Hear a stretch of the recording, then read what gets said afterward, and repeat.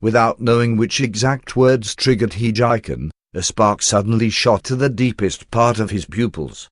Before Ji could even finish speaking, Hijiken abruptly grabbed her wrist and dragged her into an alleyway not too far away. Hijiken walked so quickly that they soon reached an isolated part of the alley. Ji, who snapped back to her senses, let out a single word, when Hijiken suddenly flipped his hand and pushed her violently up against the old, rough, blue brick wall. Name a price. Perhaps it was because Ji was in so much pain from having her back forced against the wall, or maybe it was because Hijiken's words were too difficult to understand, but Ji was left dumbfounded. She stood there in a daze for a while, without flinching. Give me a figure, Hijiken demanded again. Like before, he was met with silence. Hijiken furrowed his brows and waited another 2 seconds. Seeing that Ji didn't look like she was going to say anything, he lost his patience and raised his hands to the neckline of Ji's dress. Without any hesitation, he forcefully ripped the fabric of Ji's dress with a sigh, tearing it in two. The temperature was fairly chilly during the early summer evenings. The sudden coldness in front of her breasts made Ji shiver, as her jet-black pupils met Hijiken's eyes.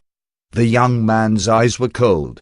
The moment he felt her gaze upon him, he lifted his eyelids and slowly shot a glance at her. Under her gaze, his eyes drifted towards the exposed flesh of her breasts. He stared emotionlessly at them for a while, then said in a chilling voice, "See? Even if you stripped your clothes off in front of me, I wouldn't be the least bit interested in you." At the sound of his glacial but pleasing voice, shock crept into Ji's eyes. A gust of the night breeze brushed by her chest, causing her to inadvertently flinch. She hastily pulled on her ripped top and covered herself up. "If I hadn't drunk so much that night, do you think I would have ever touched you?" continued Hijiken. Ji's fingertips shivered as she tightened her grip on her clothes, revealing the green of her veins. As it turns out, that night of passionate love was just a drunken mistake to him. I was the one who let my imagination run wild. It was all in my head. As it turns out, this is the actual truth behind it all. As it turns out, the fall from heaven to hell just took a single instant. To tell the truth, I didn't even know who I was touching that night. In that moment, it was like she was separated from everything around her, and she was all that was left. The faint sound of Hijiken's voice seemed like it was from a different time and space.